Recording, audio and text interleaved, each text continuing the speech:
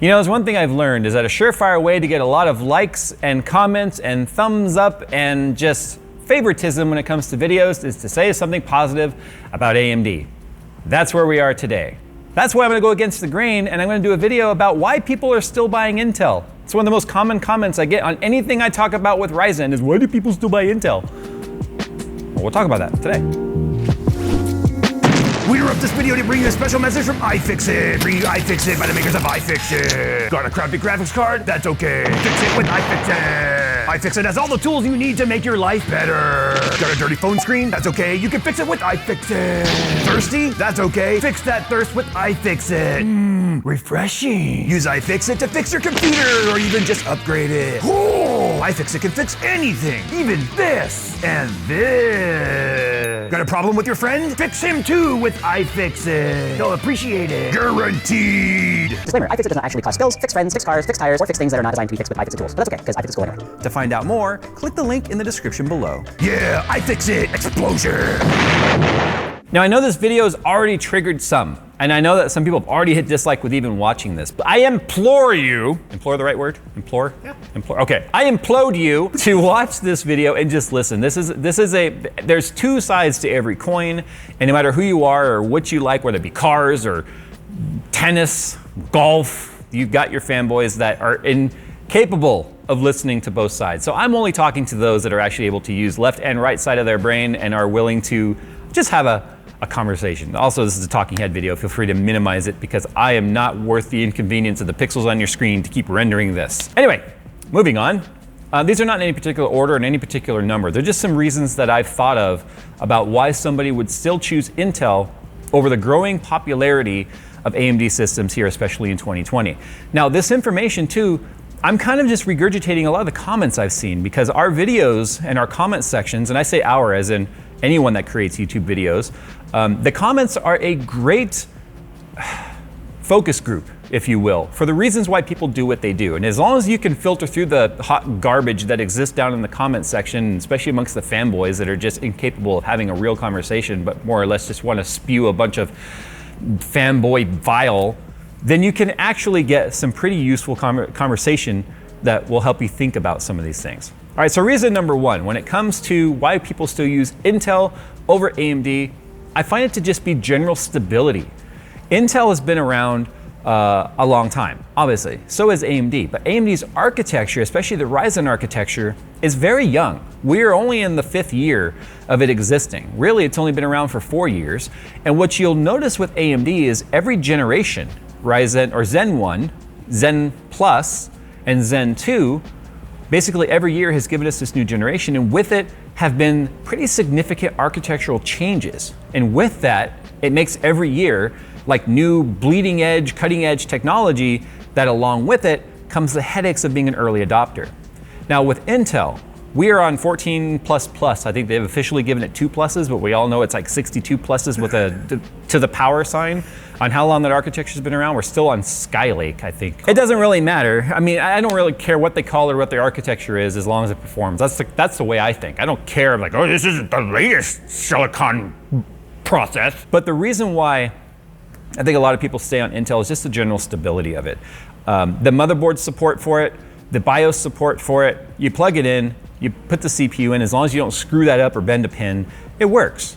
And I think for a lot of people that are building a system for something that stability is of the utmost important, let's just say a workstation, right? Uptime is very important. Downtime for repairs or troubleshooting is money. And anytime you have a workstation that isn't working, it's just wasted money. And I think that is a lot of the reasons why. I know that's a lot of the reasons why in like the corporate workspace, when I worked in IT, our 700 machines that we built and had to support were all Intel. There were a few times some of the IT fanboys in our company, or the AMD fanboys in our IT in our company would push for AMD, and there was a couple times we kind of deployed a few workstations with AMD just to see how it would go. Let's just say they all ended up with Intel systems inside of 6 months because the amount of support required for it was ridiculous. Now, caveat, that was FX. That was FX series when that all took place. And we were talking 3770Ks and the equivalent Xeons at the time. We've come a long way since then. So that argument may not hold up, But again, it's the test of time. Time and being proven stability is, I think, a main reason people stick with Intel. Now, if you're building a gaming machine, again, I think a lot of people go with Intel, even though you can get more cores per dollar with AMD, is games, for the most part, there's always those outliers that are going to be contrary to the rule. They are constantly benefiting from higher clock speed. So IPC might be superior on AMD by a little bit, not a lot, and not a lot to make up for the fact that Intel still has a, almost 500 megahertz advantage when it comes to single core performance over AMD, that the IPC is just negated by the fact that Intel's giving you that many more cycles. So instructions versus cycles when it comes to games, unless we're talking really old architecture, like a 5,000 megahertz or 5 gigahertz Sandy Bridge 2500K is not equivalent to a 5 gigahertz 10th gen, obviously, because of silicon and IPC improvements there. So the clock speed can't make up for the IPC improvement over time.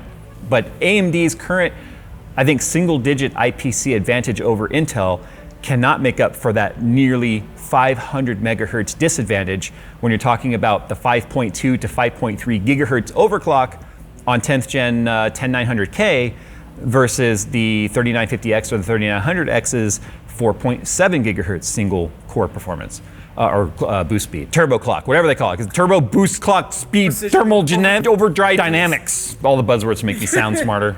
But I'm sure some of you are like, so who cares? It's not that big of a difference. Well, we've shown now that depending on the processor and depending on the GPU, there could be as much as 30 to 40 FPS difference between Intel and AMD clock for clock out of the box. Now, speaking clock for clock, when it comes to multi-threaded performance, I'm sure a lot of you are saying, yeah, but Jay, AMD's multi-threaded performance, because of the amount of cores that you can get, significantly outperforms Intel. But I'm sure some of you at this point are like, but Jay, when it comes to multi-threaded performance, you cannot doubt that AMD is superior. Well, I do plan on making a video about why people buy AMD today and why you should consider buying AMD. There's two sides to every coin. I'm not a fanboy, and I'm not going to just sit here and tell you all the reasons why you should buy Intel. This one I wanted to be devil's advocate, because like I said, talk good about the underdog, which is still AMD, you're guaranteed a ton of likes. But that's not the reality all the time. But anyway, moving on. When it comes to multi-threaded performance, one of the things that makes Intel also very incentivizing is the fact that the silicon and the process is so proven now and is being manufactured so well, and the yields are so good that you can often, on any Intel CPU, lock the core speed to all-core boost clock. So let's say, for instance, 5.2 gigahertz on 10th gen 10900K. From what I've seen so far, just about every CPU can do it and beyond, as long as you start to play with the voltage tuning like we've already showed.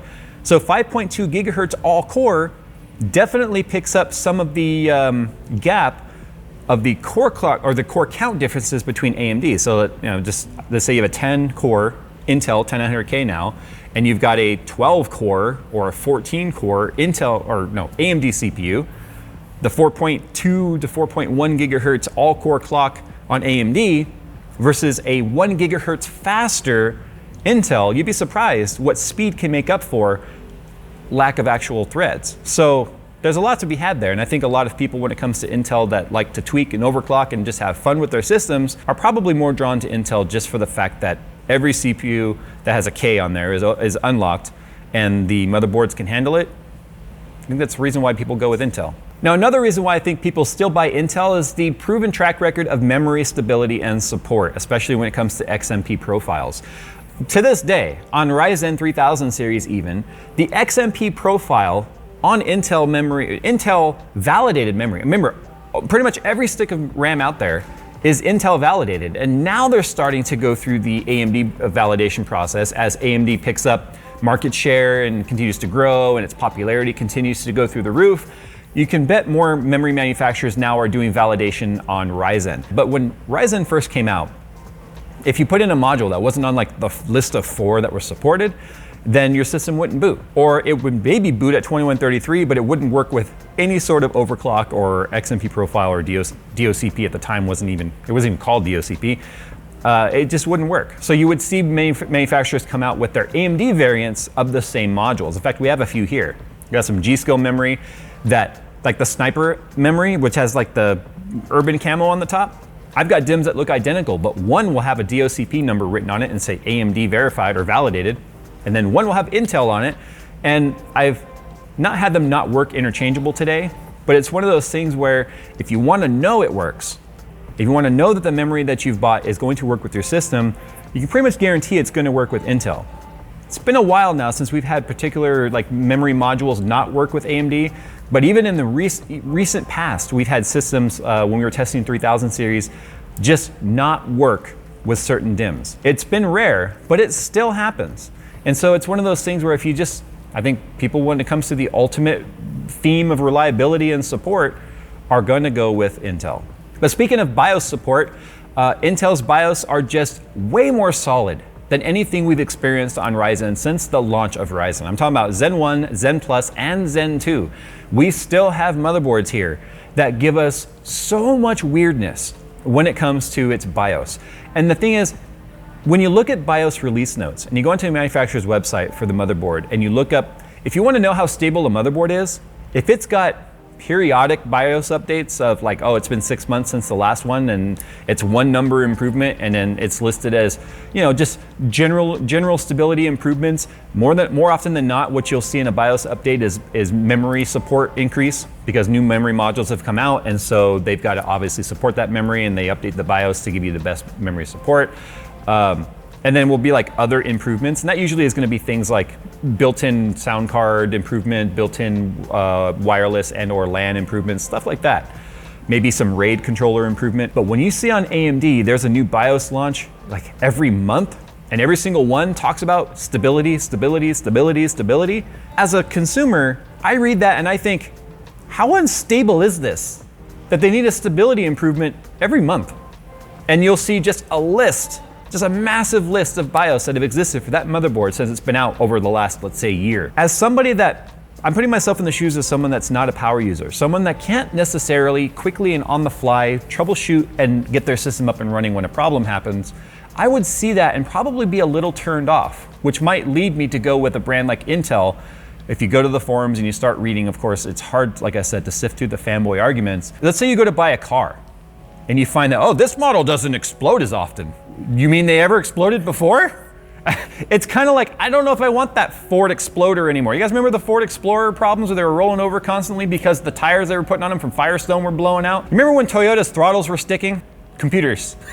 So anyway, you get my point, right? You start to hear about these things over and over and over, and you're kind of put off from it. And it takes a while for you to take a chance with the brand. Before I actually move on to my last point, I want to say BIOS stability, though, across Intel is not perfect either. I was always an early adopter of X299, X99, the X platform. And I can tell you right now, you can find some videos on my channel where I had some pretty profanity-laced rants about how bad the BIOS were on some of those systems. Specifically manufacturer related. They were very manufacturer specific on which motherboards that were giving me problems. If you buy anything when it's new and it's the first of anything, it's like, again, cars, buying the first model year of anything new. Like, a lot of people were surprised I don't have a Tesla. And that's because the Tesla I always said I wanted was the Model Y. It's the poor man's Model X. But this is the first year the Tesla Model Y has been out, and I want to give it some time. Not to mention I want the 7-seat variant, which doesn't come out till 2021. But you can definitely guarantee that I've got my ear to the ground and I'm listening for how the user reports are coming back on the Model Y. Fortunately, it's a system that has been now around long enough, and they've had enough cars manufactured, and overall the way the systems work is kind of identical across all the cars. The increased reliability and long-term user reliability and obviously the warranty reports and all that sort of stuff has increased and gotten better with Tesla over time versus what it was even just, let's say, 8 years ago. So yeah, it's the same concept that applies to computers. And I think that leads to my very last reason here. I think people still buy Intel, and that is just the general brand loyalty. Now, brand loyalty is something you're going to hear me talk against on this channel as much as possible. And I'm sure a lot of you guys are going to be like, well, wait a minute, you use Asus in like almost every motherboard and you're such an EVGA fanboy. Well, that's because these are brands that over time have proven to me that they are worth sticking with. I've been purchasing EVGA graphics cards since they started selling cards back in what, 99, 2000, somewhere around there. I'm a 20-year customer, not a fanboy, a customer. And when it comes to like Asus motherboards, again, when it comes to feature sets and stuff, Asus motherboards and EVGA motherboards are my absolute favorite because of my personal use of using those products. But what you'll find is a lot of people that with brand loyalty will blindly defend a company, whether they're right or wrong on something. And kind of like when EVGA was having the problems of the 1080 Ti's black screen issue where they had apparently bad firmwares loaded that was affecting their VRMs and would just cause the graphics card to basically shut off and give you a black screen. We did a piece on that and we talked about it because it was a major problem. And it's one of those things that just because I am a fan of a brand, I wouldn't call myself fan loyal, but I would say, or brand loyal, but I would say I'm a fan of a brand. When they do wrong, I'm upset about it just like anyone else. But brand loyalty is why I think a lot of people go with Intel. And that's borderline fanboyism, and that's something that I'm always gonna warn people against. Be careful, don't be a fanboy, just be a fan. And there's nothing wrong with being loyal to a particular brand, as long as they've earned that loyalty. If they've earned it and they've held on to it, then great. But, like I said, there's two sides to every coin, and there are very compelling arguments why it might be time to ditch Intel, and we'll be doing a piece on that too. So anyway guys, thanks for watching today's video. Again, just a talking head. I've seen these comments nonstop. We've been actually accused of being AMD fanboys around here because we've done, even Phil the other day was like, we've done a lot of AMD content this year.